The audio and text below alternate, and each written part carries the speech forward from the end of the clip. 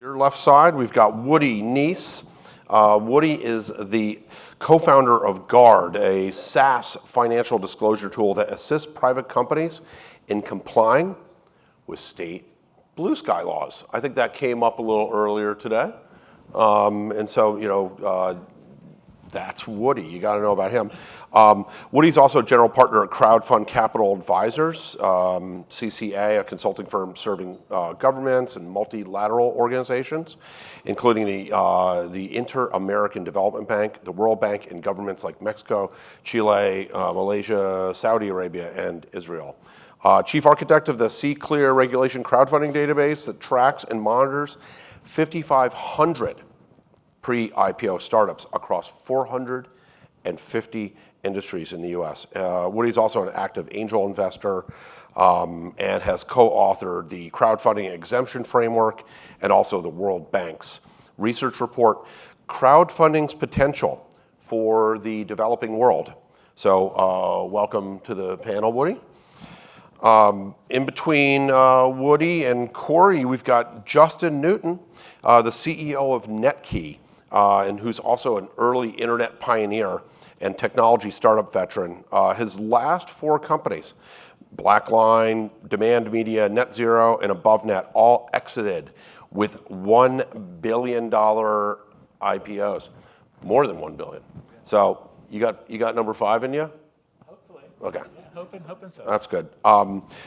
Justin was responsible for architecting all of those companies' platforms for global scale and preparing their data systems for regulatory compliance. And also, Netki is a fantastic partner of Vertalo and great to work with you. And from Vertalo, we've got Corey Segall. Corey leads our partnership efforts.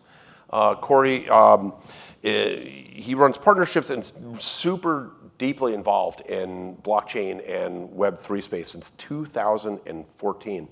Prior to Vertalo, Corey co-founded The Anti, a ServiceNow elite partner specializing in improving the employee experience, and Abstract, a Web 3.0 Venmo for crypto wallet app that can be white labeled or reskinned using Abstract's API. So welcome, panelists, and super excited to hear about the ways that you can help issuers in the very, very beginning of their process and in an ongoing fashion after they start trading live. So everyone, please welcome our panelists.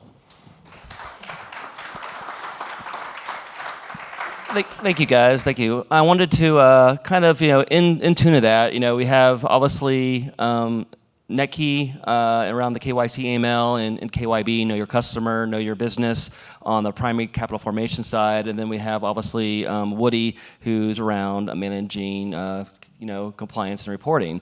And so I first want to start off with obviously in kind of order there. Justin, can you kind of give an idea about, if you look at KYC and AML and the different aspects of issuers having to be able to do levers and controls about how much or how little they essentially determine what is automatically going to be checked for compliance versus what has to be manually processed. Can you give a little bit of idea about some of the pluses and minuses, the risks and challenges around an issuer having to sort of maintain that and kind of what's some good practices around that? Sure. I mean, look, at a high level, anything that you do around KYC and AML, whether it's for an issuance or anything else, is based around the specific risk of the activities that you have. And so all of that is going, what you're doing, who the investors in your project are likely to be, and all those other things are likely to play into KYC and AML and what your choices are around it. Some of the things that lead people towards using, more of an automated system versus a manual system, even when they're at very low scale, obviously one of the big drivers is scale. We have clients that have onboarded millions of users, and if you tried to do that manually, you would have a lot of very busy people. And, among other things, your quality control across it would be inconsistent and other things like that. We also have a huge number of clients that may onboard a dozen or 24 users, that don't have a large number. And the things that really drive them towards it is, one, they assume they don't have expertise and experience in the area. And so it's something where they want a partner that's been through it before, where they can get something that's relatively turnkey and assume that it's not going to burn a lot of their time and resources. The second thing they're looking for is consistency in the process. From a regulatory and audit perspective, we're able to provide a very robust audit trail around, every single thing that happens in the process, every check that happens, every security feature on the document that's looked at, every list that's checked, et cetera. And so, our hope is that, none of our clients are ever going to have a regulator looking over their shoulder. Unfortunately, a very small number of our clients definitely have had regulators do a deep dive in their business. And what I can tell you is, in the experience we've had in the past, when the SEC or someone else has come knocking and they've asked about the KYC and AML, once they've shown them what we've done for them, that part of the examination or the questions really went away. And then the final is really centralizing a lot of the record keeping and standardizing that as well, so you've got an easy place to go back to, so that everything's there. So we're seeing a lot of Reg A plus and crowdfunding, mechanisms and ways to raise funds. So when you're looking at large cap tables and potentially in the tens of thousands, hundreds of thousands, and they have to go through KYC, AML, can you tell me a little bit about how you would recommend to an issuer to sort of manage that in terms of compliance? Well, sure. I think, look, if you're looking at tens of thousands or hundreds of thousands, you certainly need an automated solution and something that really kind of plugs in end to end to the rest of the process and the rest of the flow you have, right? You want to eliminate as many manual steps as possible for a number of reasons, but one of the most important of which is actually consistency, so that every investor is getting the same experience and the same kind of screening. Another thing that you want to look at, particularly, depending on who your investor base is, they may not have had a lot of experience with KYC and AML or digital KYC and AML. And so ensuring that you've got a process for them that's really very easy and very intuitive for them as they think about and they go through the process is really critical. And so, that can include things like coaching through the process that's built into the flow, native language support, so the user's getting those instructions in their native language, and other things that can kind of help ease things for them. All right, and one last thing, and I'll switch to Woody here. From a reducing friction standpoint, can you tell a little bit about KYC and potentially reuse of the information, or things that can really help reduce friction with an investor if they want to invest in multiple offerings and so forth? Yeah, totally. I think there's a few things that you can look at, right, when you're talking about reducing friction. One is obviously reducing the number of times that people would need to go through KYC or AML, and then the other is making it easier when they do need to go through. On the first one, today there's a little bit of regulatory challenge in the U.S. around reusable KYC, and I'm not a lawyer, so anything I'm talking about here with respect to regulation, definitely talk to your regulatory and compliance lawyer about. We have had a lot of experience with this, though, and have talked to regulators globally, et cetera. Today, because you as the issuer maintain the regulatory risk for the KYC, regardless of if someone else did it, it's hard for you to trust a third party unless they're giving you the full audit trail. Right. And so that makes it really challenging today. What I can tell you is regulators both in the US and globally are looking at changing that, as well as technology providers like ourselves are looking at ways to get as far as you can with the existing process in terms of what could be reusable and what could not be reusable inside of the existing rules and guidelines, right? But if you want to look at places like, I know that Bermuda is actually looking at creating a regulatory framework around trusted validators and reusable identity.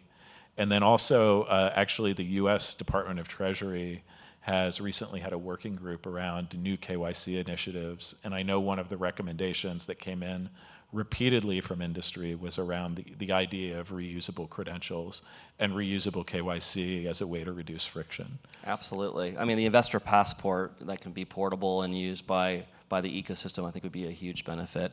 So, Woody, earlier we had a question about blue sky laws, so I think it's probably appropriate to kind of just talk about what are blue sky laws, how do they play in the private market space? Can you give us a little idea about that? So if I look around the room, I think a lot of people come to me and they come with confusion. So blue sky laws, a lot of people would probably say make them sad or blue, but that's actually not true. Blue sky laws are state securities laws that are in place to protect investors. People are familiar with them because when you do a primary offering, you have to do state filing notices for the blue sky requirements. However, when it comes to secondary transfer of securities, you actually have to deal with state security laws as well. And so these blue sky laws pertain to what happens with the secondary transfer of securities. So it happens at both the federal level and at the state level. And a lot of people, I think it was interesting at an earlier panel, one of the panelists was talking about the SEC's disclosure regime, and if we've got disclosures in place, then the SEC is happy. Essentially, that's what these state security laws are looking at as well. They want you to actually provide current and ongoing disclosures related to a company or an issuer so that investors can benefit from that when they're making a buy or sell decision. And so that's where these laws come into place. They're not there to cause confusion or make you sad. They're there actually to help benefit investors. Oh, thank you. And kind of a follow-on to that. Can you tell me like a story around some either horror stories or some things lately that's come up from a regulatory standpoint that people have gotten in trouble because they haven't been compliant with blue sky laws or for some reason they haven't filed correctly? Well, I think winter's coming. I think the stories are coming in a flood right now. So the SEC just increased their crypto division. They doubled it recently. In the same week that they did that, they had 2 enforcement actions. By the way, this is all in this month. Okay, so we're just talking about in the last. Just this morning, they asked for a budget increase for the SEC and cited cryptocurrency and digital assets as the reason. Right. So we're going to be hearing a flood of these stories. Gensler, the Chair Gensler, just testified in front of Congress on the 17th, 2 days ago, was talking about how these digital assets in many cases are securities. You can argue it all you want. From their perspective, most of them fall under in the Howey test as a security. So you can try and circumvent it, and some of them are commodities, but many of them are not.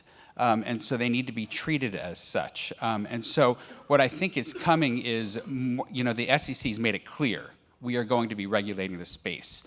So I think the examples are going to be coming right now. And I think it's fascinating when you're online and you see what's happening on open seas with these NFTs and people are just trading them. And obviously they're trading them for profit. Okay, if they're doing that as such, then the SEC wants to make sure that investors are aware of the risks involved in buying those NFTs or those digital assets, whatever they might be, security tokens, and they have the information on the issuers itself so they can understand the well-being of that company that's behind that NFT or security token. That's a good point, and kind of going along that, we all sort of see the writing on the wall regarding a lot of digital assets, which include security tokens, NFTs, utility tokens, reward programs, everything underneath that umbrella here. A lot of things currently are not regulated, whether it's OpenSea or otherwise. As those do become regulated, are essentially, what sort of services are out there in terms of like TurboTax, right, for the issuer? Because a lot of these guys are issuing NFTs. They're artists. They're young. They don't have they're not sophisticated in investors or issuers or broker dealers. And so, what are you looking at in the future in terms of how to support these NFT artists, for example, and what's going on, whether it's the the Bored Apes or whatnot? Yeah, well, that's exactly why we came into being, because we saw this last mile problem where these issuers would not have any idea what they need to do with their blue sky requirements. And so we built a SaaS compliance technology tool that allows private companies and private issuers to actually comply with state securities laws by qualifying for what's known as the manual exemption. And the manual exemption states that if you provide essentially ongoing disclosures within a national securities manual in a prescribed format, then you can be exempt from state registration. And so we sort of built this technology tool, and made it an online one that's a very TurboTax sort of way in which issuers can come in and complete that information so that they don't have to figure anything out. The beauty about what we're doing as well, too, is we're building APIs right now that actually integrate with, a broker-dealer and ATS so that we can pull the information in so that, one of these creative people that's building an NFT, that's an artist that has no idea what a security is, but wants to be compliant, that actually works with, Vertalo or any of the companies that are here, can actually do so in a very compliant way and systematically without actually having to do much of anything or know what they need to enter into the system. Thank you. Switching back to you, Justin. Can you kind of help explain or the myths and facts around KYB versus KYC and the aspects that people think, well, if I just do KYC on the officers of the company, I'm good to go. And can you kind of clarify the differences there and the importance of the two and what's out there? Yeah, totally. So, I mean, look, KYB is unfortunately more complex and less automatable than KYC. And so I definitely understand the urge that people would have to just want to KYC a few people and kind of move on with it. With KYB, there's unfortunately typically a lot more information and data that you need to collect about the organization, like who are the underlying beneficial owners, the directors, the officers, the signatories. You're typically like with a person, once they've given you your ID, that you don't really have to do anything to understand that they're a valid person. And so, they're valid, they're a person. With an organization, you might look at things like, are they in good standing? Are they properly incorporated, right? Those kinds of things around it. And then, another thing that comes up is if I'm an individual and I'm over the age of 18, I pretty much, under almost any circumstance, have the right to act on my own behalf. And so there's no reason to prove that the people have rights to act on things, where sometimes with KYB, you need to make sure that the individuals involved are actually authorized to do these kinds of security actions. So you'll look for things like letters from the board or things like that. This is all stuff that's going to be driven by your compliance officer or your compliance counsel. Will help give you the details around what's required there, because again, it is different for every specific use case. But it's just that because an organization is more complex, both in terms of its ownership structure and the structure to authorize activities, you need to make sure that your onboarding process ensures, is the entity really a valid entity? Are all the people behind it not sanctioned individuals or drug cartels or whatever? And are the people that came to you to come buy this security, are they actually able to do it on behalf of the organization? Yeah, and kind of following that, we've heard a lot from our clients and issuers in the market that KYB is just a hard solution right now. It's for them to find a good solution, a solution that's seamless, frictionless, that can kind of plug into the ecosystem we're talking about here. So we look forward to sort of seeing as these solutions develop to be able to support our clients and so forth. I wanted to ask. We'll start with you, Woody. Can you give me like the top, the top 2, 3, 4, 5 sort of questions that you've heard around any sort of problems with regulation right now in your space in terms of just non-compliance or questions that your clients have had regarding around blue sky laws or otherwise that you can give us? What are the top 5 things you always hear about? Well, the number one thing I hear is there's no 2 securities lawyers that will give you the same answer on blue sky law. So it becomes very confusing for people that are not lawyers to actually understand what they need to do to be in compliance. And so I've heard this over and over again, and everyone's focused on, well, how do I just be exempt from registration? Like, how do I just avoid having to deal with these state laws? How do I have to avoid everything? And what I'm trying to get people focused on is stop trying to figure out how to avoid and just focus on what you need to do to comply. The compliance part of it actually is super easy. All you're doing is taking your offering documents, your audited financials, you're taking summary information out of that, and you're republishing it. You'd have to pay a fee for it, but the confusion's gone. And so I'm trying to create more awareness that you don't have to be confused by blue sky laws and what you need to do. You just sort of have to follow a pathway that will get you to the end result that you want to be at. And I think that's the critical thing. And each state has their own slight twists and curves to this, right, in terms of what they require? Oh, so yeah, I mean, there's 50 states, 50 different securities laws. I think, we all understand how confusing, cumbersome, and costly that can be to have to deal with each of those. So when you actually benefit from something like the manual exemption, which was approved by 43 different states, you actually circumvent having to deal with each of those state regulators, and then you can just qualify essentially for that exemption and have your securities available to trade essentially the next day or once the report is approved. How about you, Justin? What are like some of the top 5 questions that you get from clients regarding either non-compliance or as we're having to manually validate things? What are the top things that you face in your area? Yeah, I mean, so some of the things that come up, and by the way, going back to the last thing, I'll have to show you our KYB platform. So it does still require some manual intervention, but it's much better than having to do everything end-to-end manually. So we can help you out there. But going back, I think some of the things that we run into that are some of the biggest questions or issues we get from our customers, doesn't as much have to do with the KYC part as much as the sanctions, the watch list, the other screening. The KYC stuff is usually pretty straightforward, right? Is it a real document? Is it expired? Is it the same person, et cetera? The AML stuff can be more complicated both in terms of the setup and in terms of the ongoing. So, we support because, again, we have a variety of clients with a variety of jurisdictions and a variety of risk profiles. For the AML checks, so the sanctions, watch list, PEP screenings, kind of all that stuff, we support almost 1,000 watch lists globally. And for adverse media, I think it's something like 2,500 or 3,000 news sources where we have archives going back a decade or more. So even if it's not available online anymore, we have access to it through databases. Well, look, if I'm doing an offering for U.S. citizens, I probably don't need to be checking European PEP lists because I don't think there's a lot of U.S. citizens that are politically exposed persons, in high government positions in Europe, right? And so all you're going to get from that is false positives. So there's a bunch of time people will spend up front tuning, and then the question is when they do get a hit, there will sometimes be questions that come in about ways to adjudicate it.